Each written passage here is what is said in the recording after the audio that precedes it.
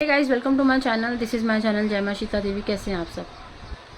मुझे एक लेडी का मैसेज आया कि मैम, हमारे ऊपर शक्ति है, सवारी है, लेकिन फिर भी भगवान हमारी बातें क्यों नहीं सुन रहे? क्यों ऐसा हो रहा है कि हर चीज़ में हमें दिक्कत परेशानी आ रही है? तो 100 में से ना 90 लोगों का 92 लोगों का यही स्टेटमेंट होता है कि हम सब कुछ कर रहे हैं, लेकिन हमारी दुख और तकलीफ़ ख़त्म होने का नाम नहीं लेती। क्यों हमें ऐशो आराम वाली चीज़ें नहीं मिल रही हैं जब शक्तियाँ चल रही हैं? तो उसके उन लोगों के लिए ये वीडियो में करारा जवाब देने वाली हूँ। ध्यान से सुनो। पहली चीज़, क्या आपका मन साफ़ है? दूसरी चीज़, क्या आपका चरित्र साफ़ है? तीसरी चीज़, क्या आपका घर साफ़ है? चौथी चीज़, क्या आपके कर्म साफ़ है? नहीं ना।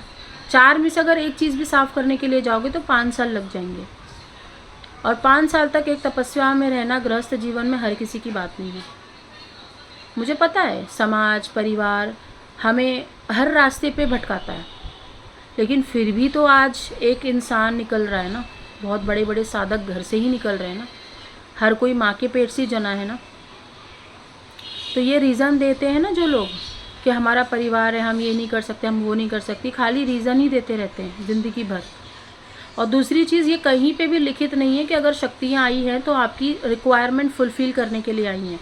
आपको बंगला चाहिए था, आपको आईफोन चाहिए, आपको पॉपुलैरिटी चाहिए, आपको फेम चाहिए, सब छीन लेती हैं शक्तियाँ। और लिख के दे सकती हूँ, शक्तियाँ सब कुछ छीन लेती हैं।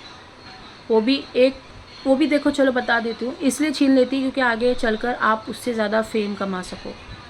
अब मैं कह रही हूँ ना, मैंने पहले भी वीडियोस में कहा है, जब माँ भगवती साथ में चलती हैं तो लाखों लाखों की गड्डियाँ सामने पड़ी होती हैं, पेटी में पैक पैसे आपके सामने पड़े होते हैं, सामान आपके सामने पड़ा होता है, लेकिन क्या आपकी चॉइस है, माँ भगवती या ये मटेरियल लाइफ, ये मोह माया?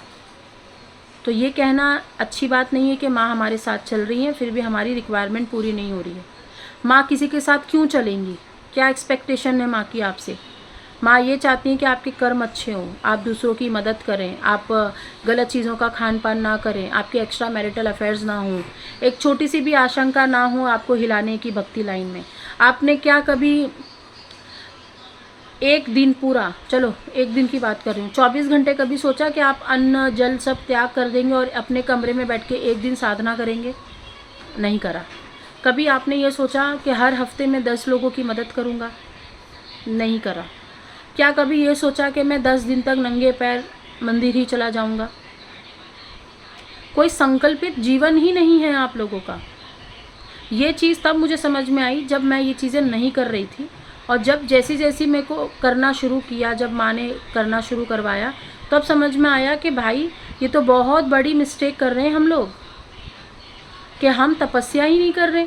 अब तपस्या करने का मतलब सबके दिमाग में ये चलता है कि ऋषि मुनि वाला जीवन हो जाएगा, हम संन्यास नहीं ले सकते। नहीं, वो जीवन नहीं है। तपस्या का मतलब होता है कि अगर आपने जो चीज़ आपको पसंद है वो चीज़ अगर आप छोड़ देते हो खाना, तो वो भी एक तपस्या है। अगर आप अन्न छोड़ देते हो 1.5-2 महीने के लिए, वो भी एक तपस्या है। आपके मन में बहुत लालच है, या आप दूसरों को लेकर के घृणा कर रहे हो और आपने माँ को बोल दिया कि देखो माँ, मेरे अंदर ये नकारात्मक चीज़ है, मैं आपको ये सौंप रही हूँ, ये मैं 2 महीने तक कोशिश करूँगी कि ये मेरे मन में ना आए। क्या आपने ये करा? नहीं करा। तो संकल्पित जीवन होना बहुत ज़रूरी है, चरित्र का साफ रहना बहुत ज़रूरी है, अच्छा खान पान रहना बहुत ज़्यादा ज़रूरी है, अच्छे लोगों के कांटेक्ट में रहना बहुत ज़रूरी है। वैसे मेरा जहाँ तक एक्सपीरियंस रहा है, साधना लाइन में कोई आपको अच्छा मिलेगा नहीं जल्दी, और यही कारण है कि जो बड़े बड़े ऋषि मुनि होते हैं बहुत गुस्सा करते हैं, किसी को बाजू में बैठने नहीं देते, क्योंकि उनको पता होता है कि हर कोई आपका इस्तेमाल करने के लिए आपके पास आएगा, तो उसका बहुत गलत साइड इफ़ेक्ट होता है। तो ये चीज़ आपको समझनी पड़ेगी कि इतना आसान जीवन नहीं है, और भगवान आपकी हर बात सुनने के लिए नहीं बैठे, आपको तपस्या करनी पड़ेगी। टिल देन, बाय, नमस्ते।